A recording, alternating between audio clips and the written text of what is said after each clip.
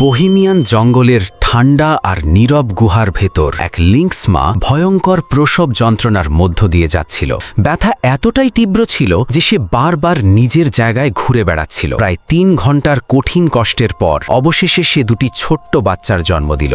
পুরোপুরি ক্লান্ত হয়ে পড়ার পরও সে বাচ্চাদের বুকের কাছে জড়িয়ে নিল এবং ভালোবাসা দিয়ে তাদের শরীরের ঝিল্লি পরিষ্কার করতে লাগল।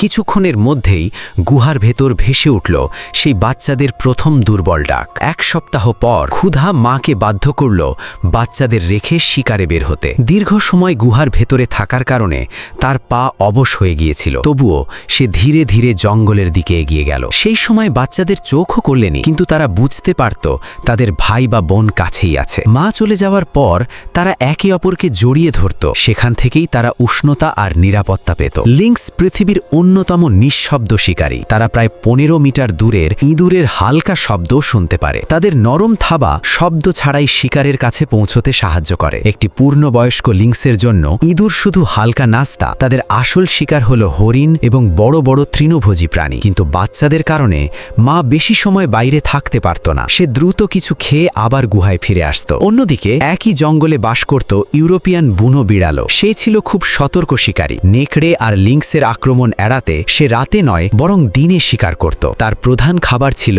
ইঁদুর। পেট ভরানোর জন্য তাকে প্রতিদিন অন্তত 10টি ইঁদুর ধরতে হতো। তারও ছিল 4টি ছোট বাচ্চা। মা ফিরে না আসা পর্যন্ত তারা ভয়ে একে অপরকে জড়িয়ে থাকত। 2.5 সপ্তাহ পর লিংক্স বাচ্চারা প্রথমবার চোখ খুলল। তারা আগেই মায়ের গন্ধ চিনত, কিন্তু প্রথমবার মায়ের মুখ দেখে যেন অবাক হয়ে গেল। ধীরে ধীরে বাচ্চারা বড় হতে লাগলো আর মাকে আগের চেয়ে বেশি সময় শিকারে থাকতে হচ্ছিল।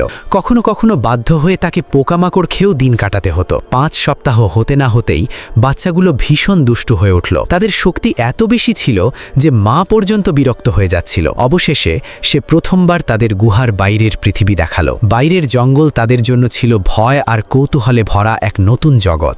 একটি বাচ্চা মায়ের গা ঘেঁষে থাকলো, আরেকটি চারপাশের সব কিছু অবাক হয়ে দেখতে লাগলো। ঠিক তখনই একটি প্যাঁচার বাচ্চা নিচে পড়ে গেল। ছোট্ট লিংক্সের ভেতরে শিকারী স্বভাব জেগে উঠল। সে ধীরে ধীরে প্যাঁচার বাচ্চাটির দিকে এগোতে লাগলো, কিন্তু প্যাঁচার বাচ্চাটি দ্রুত গাছে উঠে গেল। এভাবেই তার প্রথম শিকার ব্যর্থ হলো। 3 মাস পর মা একটি হরিণ শিকার করে নিয়ে এলো। এটাই ছিল প্রথমবার যখন বাচ্চারা মাংস খেল। তারা ক্ষুধায় এতটাই অস্থির ছিল যে নিজেরা মায়ের সঙ্গেও খাবার ভাগ করতে চাইছিল না। সময় খুব দ্রুত কেটে গেল। ইউরোপিয়ান বুনো বিড়ালের বাচ্চারা মাত্র 5 মাসেই একা বাঁচতে শিখে গেল, কিন্তু লিংক্স বাচ্চাদের এখনো মায়ের সঙ্গে থেকেই জঙ্গলের নিয়ম শিখতে হচ্ছিল। তবে একদিন তারাও নিজেদের মায়ের মতো নিঃশব্দ পদক্ষেপে এই গভীর জঙ্গলে হারিয়ে যাবে আর তৈরি করবে নিজেদের আলাদা রাজ্য।